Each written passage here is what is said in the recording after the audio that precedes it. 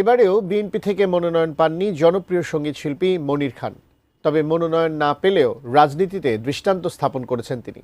যেখানে দলের অনেকে মনোনয়ন না পেয়ে বিক্ষোভ ও সহিংসতার পথ বেছে নিচ্ছেন, সেখানে দলীয় সিদ্ধান্তকে শ্রদ্ধা জানিয়ে ভিন্ন নজির গড়লেন মনির খান। বিস্তারিত থাকছে ডেস্ক রিপোর্টে। একদিন থাকবো না আমি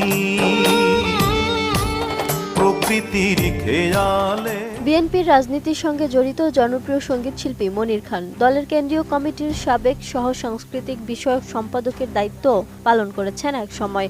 গুঞ্জন ছিল ঝিনাইদহ ৩ মহেশপুর কোটচাঁদপুর থেকে মনোনয়ন পেতে পারেন তিনি। তবে বিএনপির মনোনয়ন প্রার্থীর তালিকায় নাম নেই তার।